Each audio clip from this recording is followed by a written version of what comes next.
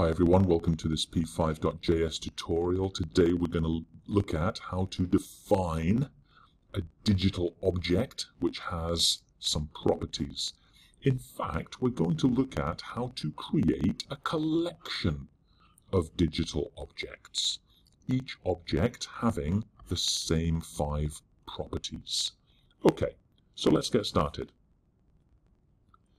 In my JavaScript, as a global variable, I have created a collection, and I've given that collection a name.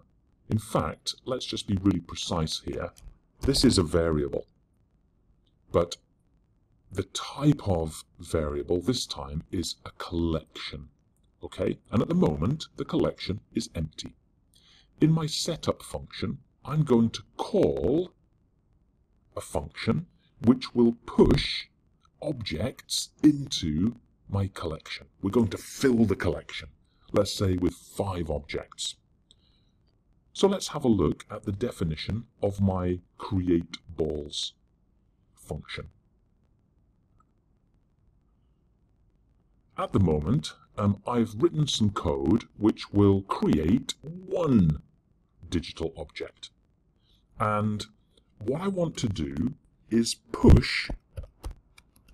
I'm going to call my balls collection, and I'm going to push this thing called B into the collection. Brilliant. I have now pushed 1 ball into my collection. Now I want to push 5 balls. So I want to repeat this process 5 times. Now I could copy and paste, but there's a much more elegant way to do it. So let's have a look at how to use a for loop in JavaScript. So let's look at how to create a for loop, and then we'll see how it works. This is the syntax of a for loop in JavaScript. And as you can see, the for loop has a control variable. I've called it I. You can call it whatever you want. It doesn't matter. It's just a variable. Now the variable starts at 0. And we ask, is 0 less than 5? Yes, it is. So we do something. Then I++ means we add 1 to the value of I. So I becomes 1. We ask ourselves, is 1 less than 5? Yes, it is. We do something. Then we do I++. Is 2 less than 5? Yep. I++. Is 3 less than 5? Yep. We do something. I++. Is 4 less than 5? Yep. I++. Is 5 less than 5? No. End of for loop. That's the end of the loop. It stops doing its work and we continue the program. Now the question is, what do we want to do? Well, we want to do all of this. So let's cut that and paste it into the for loop. Now let's just make it a bit more readable. I'm just going to tab across just to make it readable. That's the code to develop an object. Then we push the object into the collection, and that's the end of the for loop. And that is the end of the createBalls function.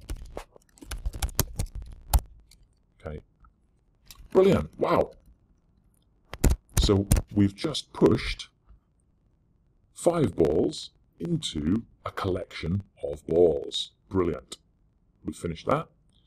Now in the draw function, which is our main loop, we want to do 3 tasks. We want to move each ball. We want to bounce each ball if necessary. And we want to display each ball.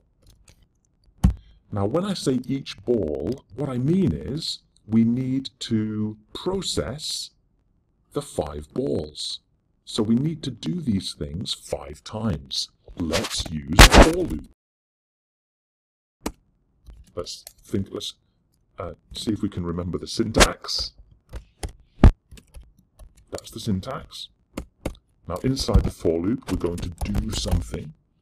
What is it that we want to do? We want to do these three tasks. So I've defined them as functions. Now, I want to move each ball in the collection independently, individually. Okay? I want to move a ball, just one ball at a time. How can I do that? How can I target each ball in the collection? To do this, we need to understand the idea of indexes. So, in this collection called balls, the first object is called balls 0. The second object is called balls 1. The third object is called balls 2. Then we have balls 3, and then we have balls 4. So, if we understand these numbers, indexes, we can communicate with each ball in the collection. Okay? Now, interestingly, do you remember in our for loop, I is taking on these values 0, 1, 2, 3, and 4.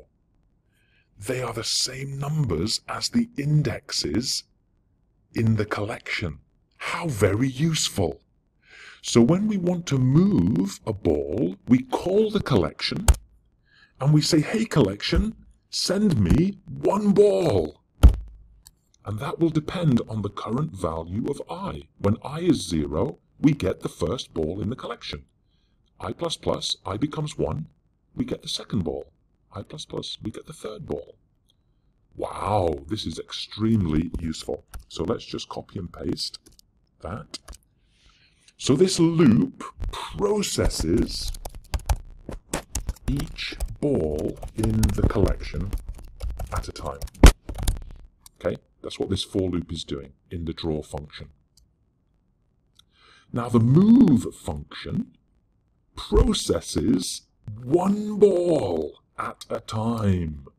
So let's have a look at the move function.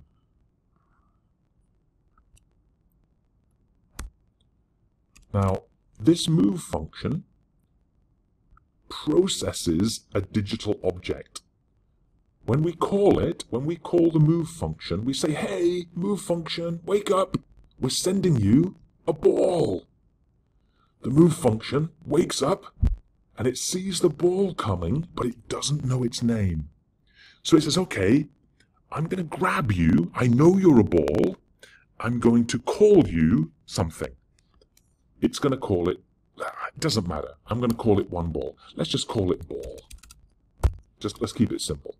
So the move function wakes up, sees the ball coming, says, oh no, I got to call you something. I'm going to call you ball. Okay? And then it processes that ball. We move the ball. Now, do you remember, each ball has some properties. So let's use those properties.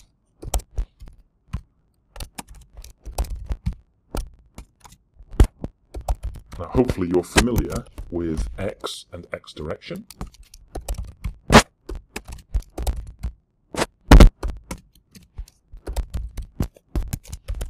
So that's how to move a ball. The bounce function also takes one ball. I'm just going to call it ball again. Doesn't matter what you call it. You can choose your variable names here. This bounce function just knows something is coming and it needs to process it.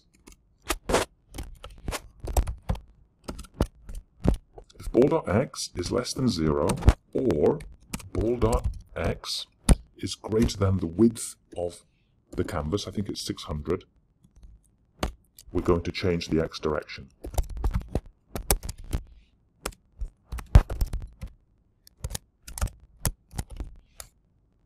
We'll multiply by -1, and we'll do the same for ball.y. If ball.y is less than 0, I think the height is 400, and we'll change the Y direction. So we've done the bounce code. Remember, bounce just processes one ball at a time. That's all it does. And display, let's just call it ball again, just creates an ellipse. And it uses the ball's X, the ball's Y, the ball's Y, and the radius. The width is the radius, and the height is the radius. Okay? So we're moving, bouncing, and displaying a single ball, but in our draw function, we're using a for loop to make sure every ball is processed. Now let's save that and see what happens when we run the program. Wah! We've got a problem. Let's inspect. Go to the console. Unexpected number on line 43. Let's go to line 43. I forgot to get rid of those numbers. Save that and refresh. Whoa! Okay, so something's not quite right, but not a bad effort. See if you can get things working and get your 5 balls bouncing around the canvas.